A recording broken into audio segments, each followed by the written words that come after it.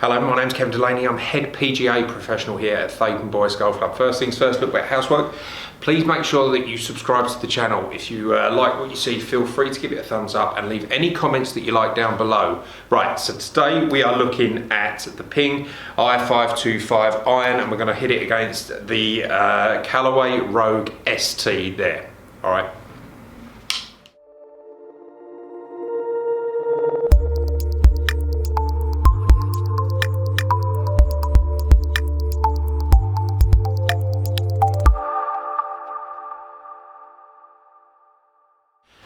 Right, so we'll start with a Ping i525. So this is new to the market.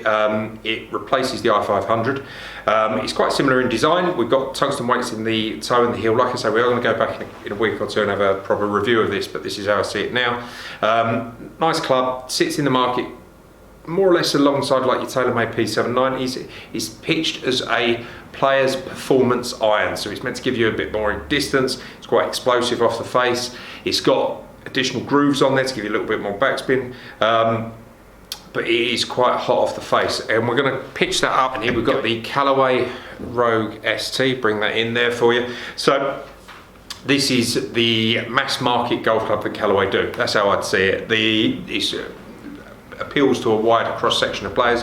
You've got the Max OS, the Max, and the Pro. We're just going to look at the standard Max one here. So this is a club that's pitched and designed that everybody should like. Okay, so it's going to, whereas the Ping's meant to be at the better players sort of performance end, this is for everybody, whereas the Callaway Apex is probably the better performing or better players club, if you like. Now there's a lot of technology going on in this. We've got the urethane in there to dampen the sound down, plenty of tungsten to lower the centre of gravity, and quite strong loss to get them out there. So I'm pitching the Ping and the Callaway together because I've done a couple of fittings recently and I've been quite surprised with the numbers that are coming out. So I wanted to, before I did a full sort of proper review like I normally do, I'm just going to put them side by side, hit some shots and just see how they perform. We'll start here with the Callaway Rogue ST now, and I'll sort of give you my thoughts as I'm hitting them. So it'd be 5 shots each. Hit a few, and then we'll go back and look at the numbers and see how each club performs. So, right, as I put this down, it is pretty similar to the Maverick in general designs. I quite like it. You can see that sort of nice rounded off top part of the toe. You know, this is a club that's, I feel like it's been around for a while. You know, it's very similar to the old X Series clubs and that, but it's that natural progression. Callaway have done a little bit to it and then brought the technology that they've had that's worked well with other clubs and then transferred them into this. So you've got, you know, the AI face thing, you know, and it's quite a powerful club. I was surprised when I fitted it for somebody last week, the sort of numbers that it produces. So let's hit a few shots.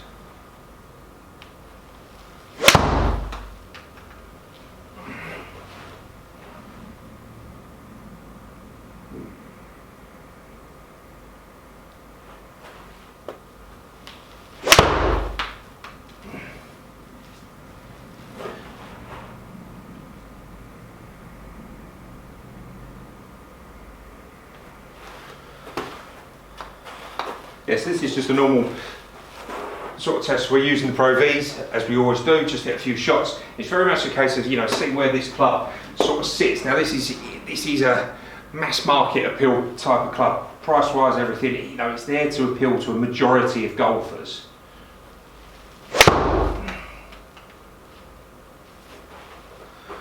What we're left with that one.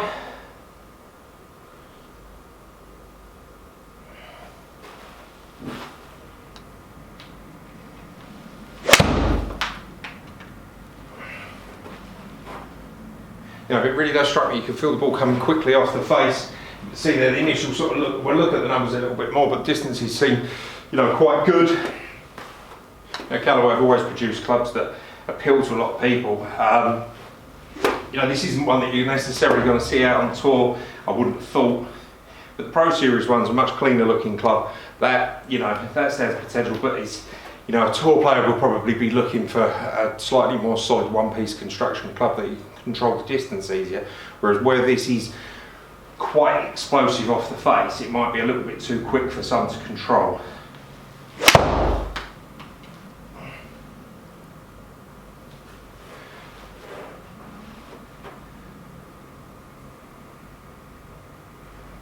the Ping i525. Like the Callaway, this stiff shaft, standard one. This has got the Project X 5.5, 105 grams stiff shaft. Again, using Pro V1s as always, and we'll just hit a few shots and see how it performs. Now, I quite like the look of this club. I like the i500 to be fair. I like the nice sort of clean top line, but the additional grooves on the face looks different. But the idea being that that's going to give you a little bit more grip and control in the wet.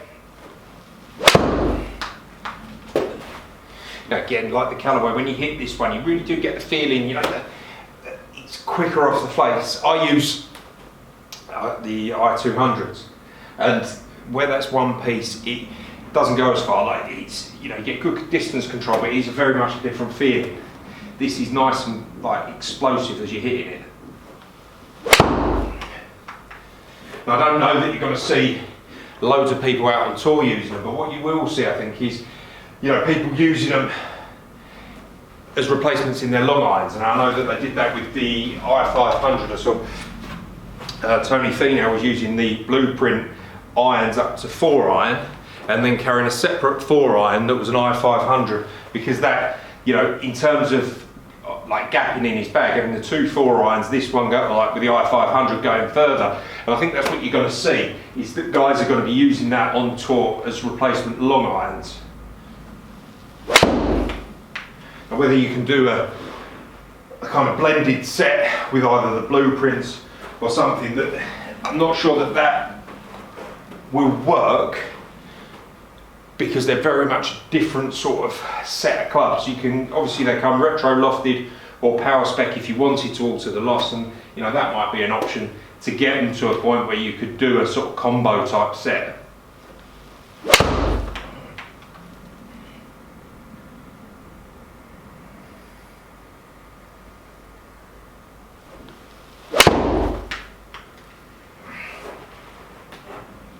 Left with that one.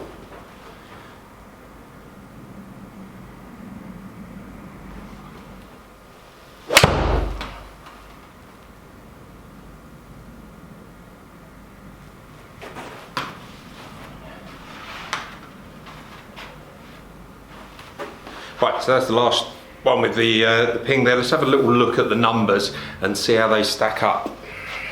Right, so I've listed the Ping here, showing that as a 6-iron and the Callaway as a 7, purely so that they are both 7-irons. There's no difference there, but it's just for displaying this on here. Now, it's interesting. So Callaway here, in terms of, okay, bit of an off one there, minus 17 yards offline, that's not good. Right, total flight, so we are carry 159, 155, 151, 155, 155, so that's not bad. Total distance 172, 166, 62, 166, 167, so pretty tight. So in terms of average carry, you're looking at a 155, and then average flight of 167. Now with a 7-iron, that's not too bad, and swing speeds are, relatively consistent there, so that's not too bad. The comparison to the Ping, so if we just bring that down a bit, right, so the 5 shots with the Ping, average carry 157, 160, 154, bit off there, 157, 164, so we've got an average carry of 159.